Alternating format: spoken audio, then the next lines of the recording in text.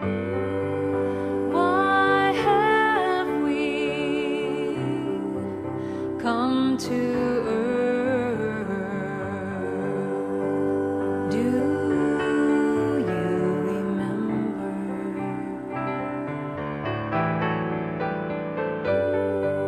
Why have we taken birth? Do you remember? Good morning. How's everybody this morning? Just a minute. Luke, how are you this morning?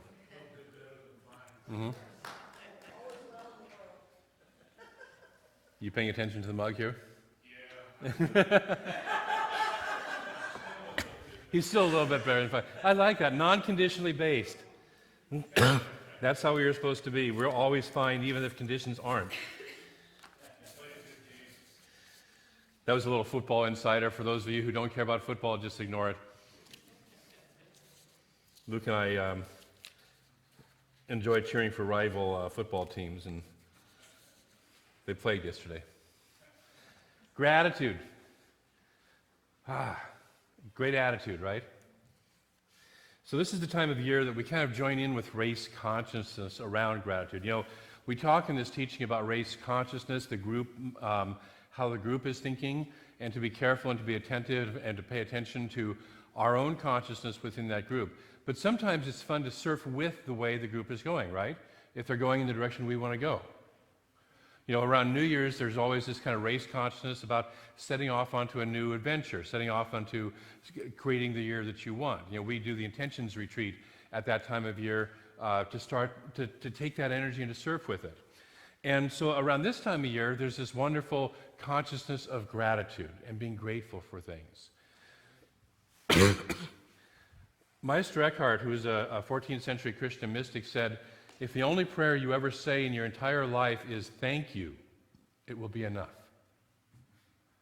If the only prayer that we ever say in our entire life is thank you, it's enough.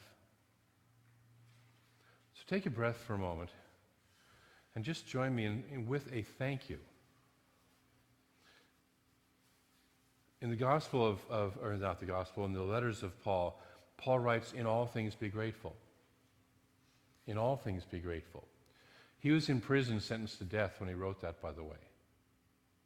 Okay? So if you think you have some outer circumstances that say, oh, I don't have the ability to be grateful right now, you know, he was in worse circumstances probably than you are. So gratitude is this, it's one of the most powerful forces that we have to use on this planet, in our consciousness, because it opens us up to the flow of grace. When we're living in gratitude, we're living in the flow of grace. It opens us up to that flow. Joel Goldsmith says, grace is not something that is given to us or withheld from us. Grace is a state of being which comes into active expression the moment consciousness has been purified. And so when I think of grace, I think of grace as that quality of being in alignment with Spirit, being in alignment with the universe, where I know that I and all is well. And it's not circumstantially based. It's not necessarily based on what it looks like in my financial, my bank account, or my relationship, or my health, or my body, or the world around me, or anything else. It's not conditionally based. It's when I really get that sense that all is well, because I'm in alignment with Spirit. And in Spirit, all is always well. Are we good with that? Okay. So anything that we can do to start to align ourselves, and this is really what we're truly seeking. This is that deep soul satisfaction, that deep soul connection, when I know that I'm living and living well and all is well. And yeah, I still have to clean up the house, and yeah, you know, I could use a little more money, and yeah, the world could use a little cleaning up too, by the way, and yeah, you know, I really should go to the gym more often, and yeah, all that stuff, you know, we got the list, right? We all have the list, okay? And yet to understand our own wholeness, perfection, and completeness exactly as we are right this second. When I mentioned doing this talk the other day, somebody said, we really need this. It's really important at this time. And I said, yes, it is. Because I know that where we put our attention is what increases in our lives. Where we put our attention. And so we have a whole lot of people trying to distract our attention right now into different things in the world, right? You've noticed if you paid any attention to the news. Stuff is happening. We can't ever fight fear. Okay? We can't fight fear. We really can't fight terror, because terror is a state. Terror is a consciousness. And all we do when we try and fight terror is we add more energy to the terror or to the fear. I used to, I'm kind of a Star Trek fan, and every once in a while they would get stuck in some sort of an energy field where if they used their phasers to try and blast their way out of it, it just added more power to whatever it was, right? And so it's sort of that way. If we're trying to fight fear, all we're doing is just adding more energy to the same kind of energy, and the fear just grows bigger and bigger and bigger. We've been making war on things around this country and around this world, for generations upon generations upon generations, and I hope we're beginning to see that more war is not the solution. Whether it's a war on poverty, a war on drugs, a war on terror, a war on some nation, a war on some people, it's not the solution. And so we have to move into a different consciousness. And what we can do is practice gratitude. What we can do is practice gratitude, because we cannot live in fear and gratitude simultaneously. Try it in your mind. We can't live in fear and gratitude simultaneously. Joel Goldsmith also says, divine grace is forever present in our consciousness. So it's always here. It's forever present. There was a wonderful Hindu saint who said, grace is always present, we just have to put up our sails. The winds of grace are always blowing, we just have to put up our sails. So Joel puts it this way, divine grace is forever present in our consciousness, but it cannot operate, that is, it cannot manifest or express in the presence of fear or hate. So we have a choice to make. Where do I want to live? Do I want to live in that fear? And our intellectual mind can give us plenty to spin up and be afraid of, right? Whether it's small stuff, personal stuff, or whether it's world situations or whatever, or we can live in the presence of gratitude, we can live in the presence of love. See, gratitude is love expressed. When I'm grateful for something, I'm loving it. When I'm grateful for someone, I'm loving them. I'm adding appreciation. And sometimes, in religious science, we get a little principle focused, right? God is principle, and we get focused a lot on the law. But Ernest reminds us that God is love and law. Love operating through law. And there's a deeply personal, deeply loving, deeply devotional aspect that is available for us if we want to tap into that, where we can move into and find that place within us where we are absolutely in love with the divine.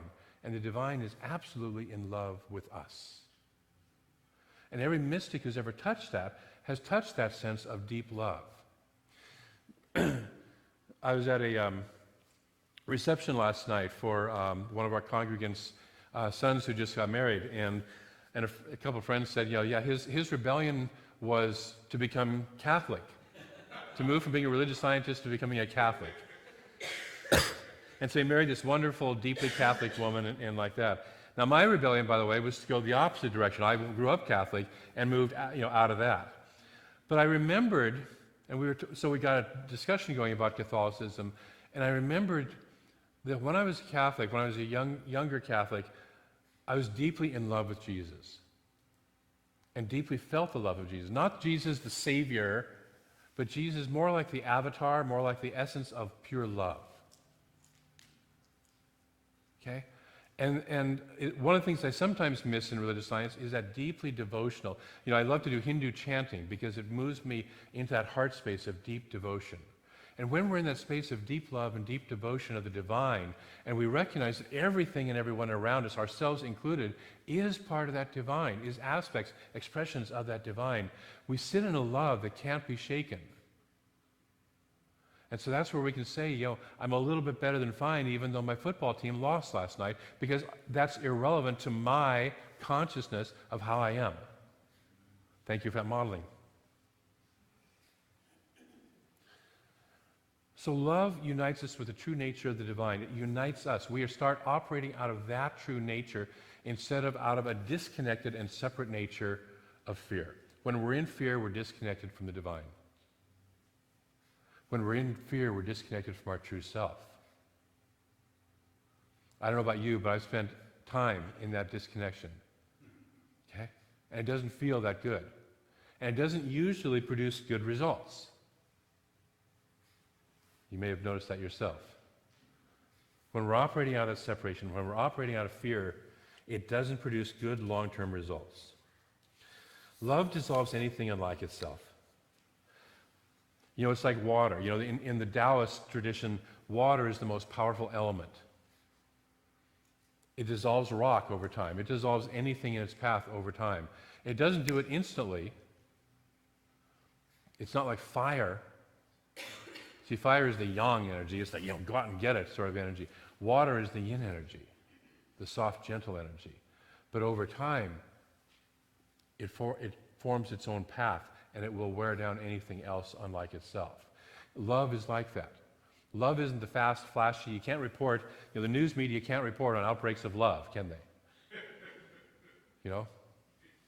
There's a whole cell of lovers that came together and loved on a whole bunch of people. We don't see that in the news because it's kind of hard to do, Although if you look, it's there. But that's who we are here to be. We're here to express that love from the universe. We're here to express that love and to live as that love. And so gratitude is the way to put ourselves into that consciousness, to put ourselves into that state. Because when I start thinking, what am I grateful for? It dissolves everything else. As a practitioner, I've oftentimes worked with people, and I give them oftentimes that exercise of, before you go to sleep at night, have a journal and write down 5 things you're grateful for. And oftentimes I've had people who, when they start off going, I can't even think of one thing I'm grateful for. They're really in a down state. If they do that exercise for a little while, pretty soon it's 5, pretty soon they're doing 10, and pretty soon they're filling pages of their journal every night with what they're grateful for. Because gratitude, like anything else, grows, and what I put my attention on grows. So what I'm going to invite us to do for a moment is to take a moment to kind of come to a centered point, a place of your own stillness, and to bring to mind something for which you're grateful, something or someone.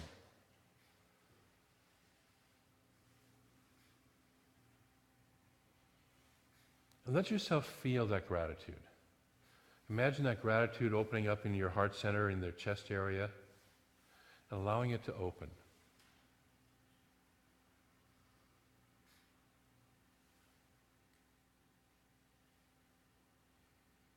We're now taking a deep breath. Think of something or someone else that you're grateful for.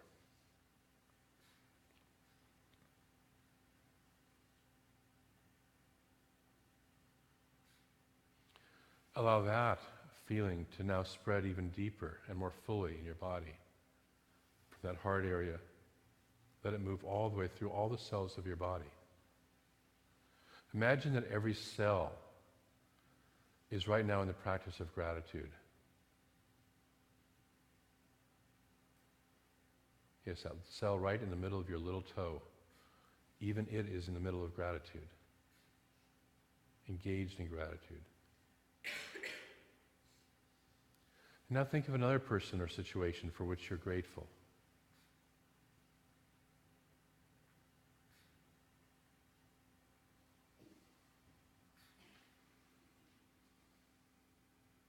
And allow that feeling of gratitude to go even deeper, to be magnified even more within your body. Breathe it in, breathe it out.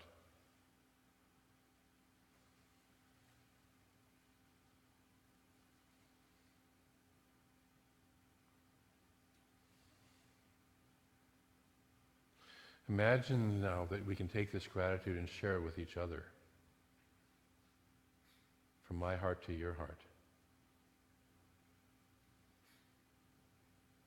So we have in here an entire body. It looks like a collection of bodies, but there's only one. A body that is in gratitude, in deep gratitude. Breathe that in.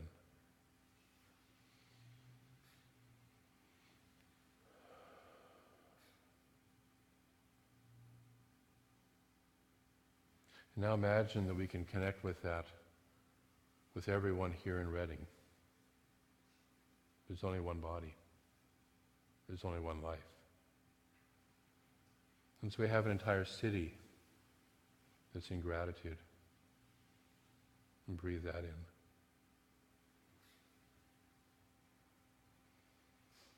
Out into Shasta County. Out into Northern California, and breathe that in. One body of gratitude. One body that is open to the love of the universe and has our attention on that and only that.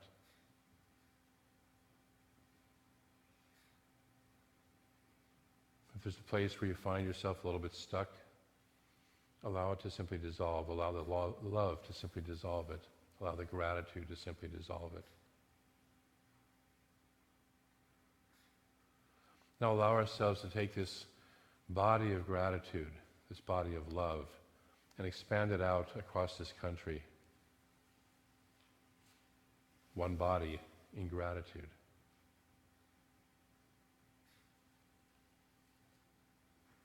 And then out across this world. Every being, every life, plant, animal, human, whatever is beyond human. One love. Breathe that in, breathe it out. One body.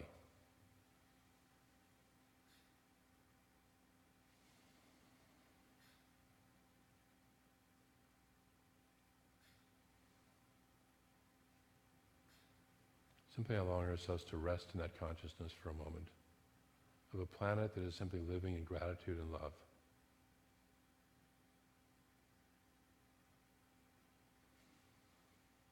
Nothing to fight for. Nothing to get anxious about. Just simply living in love and gratitude. We live on a planet that is so beautiful, with people and animals and plants that are so beautiful. And so we open to that gratitude, we open to that sharing.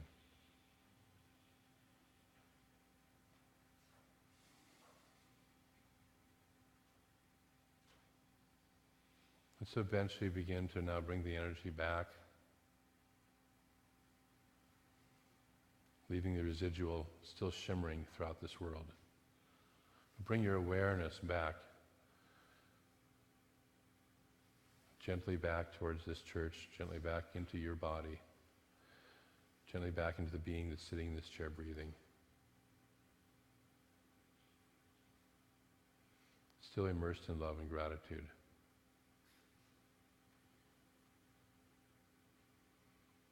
And when you're ready, gently open your eyes and be fully present back here.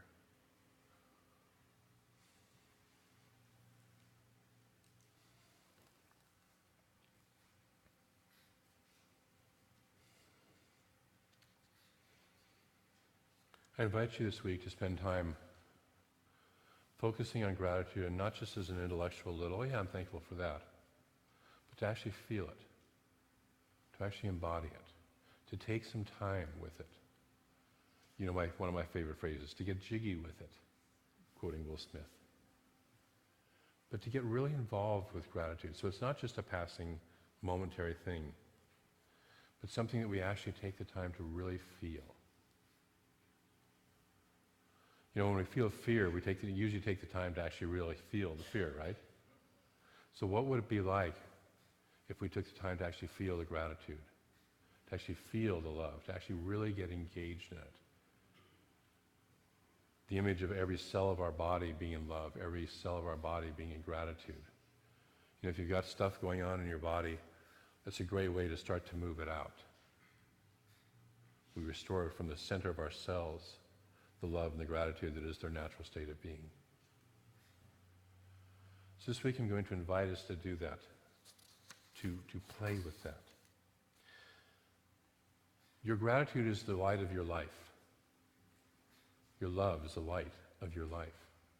At this time of year, as we watch the outer light seeming to kind of go darker and darker as we move towards the solstice period, and we're moving, beginning into, with next week, we'll begin to move into the celebration of the rebirth of light. But we'll have the process. It's helpful to remember that no matter what is happening externally with light, the light is always on within us, and all we have to do is access that. That's that grace, that's that love. And we can tap into that anytime. But we do have to take the time and the consciousness and the awareness to let ourselves move into that state of love, to move into that state of devotion to that which is greater than us, and to feel that. So that's your homework this week. Usually I give 3 things, right? It's just one. Play with gratitude this week. Take the time to live in and feel that gratitude. Are you willing to work with that? Yes. Play with that, engage with that? Great. I want to close with a reading from one of my favorite poets, David Whyte. It's a poem called Fresh Eyes. The opening of eyes, excuse me. That day I saw beneath dark clouds the passing light over the water, and I heard the voice of the world speak out. I knew then, as I had before, life is no passing memory of what has been, nor the remaining pages in a great book, waiting to be read. It is the opening of eyes long closed. It is the vision of far-off things, seen for the silence they hold. It is the heart, after years of secret conversing, speaking out loud in the clear air. It is Moses in the desert, fallen to his knees before the lit bush. It is the man throwing away his shoes as if to enter heaven, and finding himself astonished, opened at last, fallen in love with solid ground.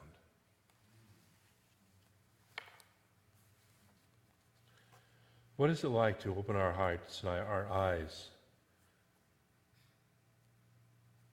and to speak out loud in the clear air for the first time?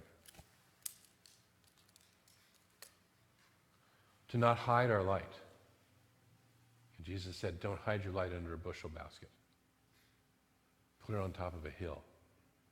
What would it be like if in the faces of all the forces of fear, if we stood up as lights of love and gratitude and spoke it and lived it and expressed it?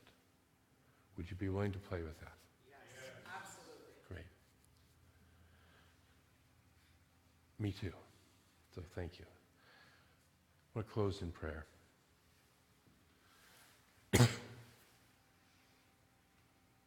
So I know that there is that one light and there is that one love. That love that is so deep, so amazing in this universe, so intense in this universe, if we could just simply pay attention to it. It is so much in vibration all around us.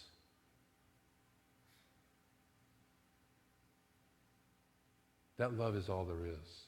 That one life is all there is.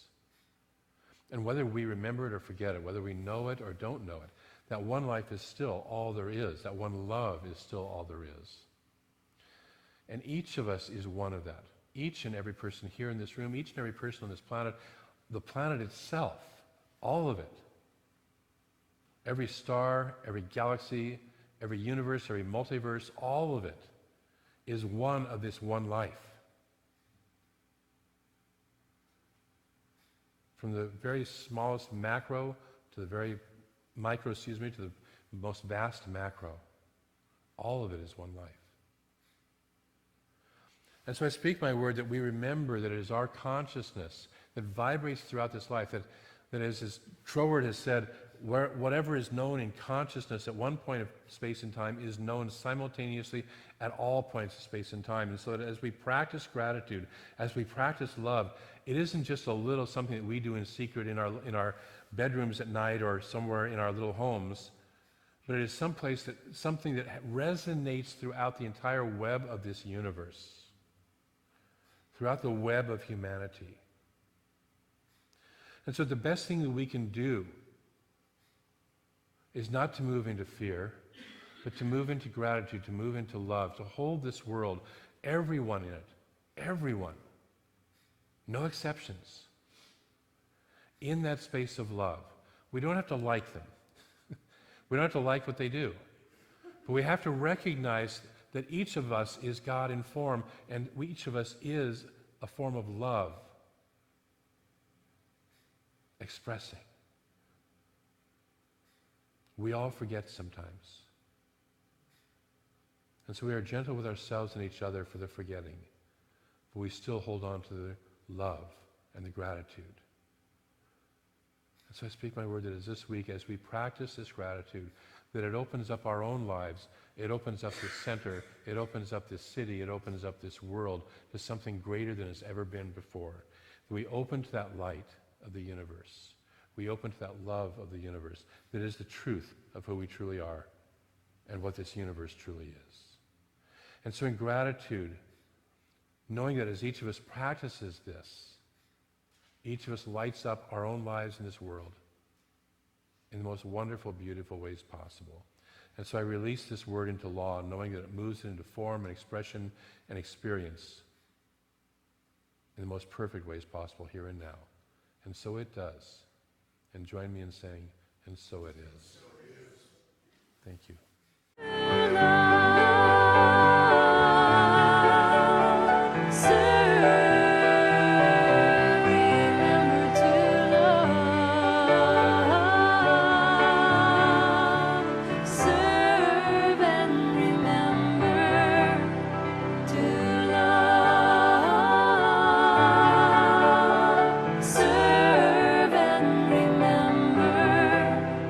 To love, serve.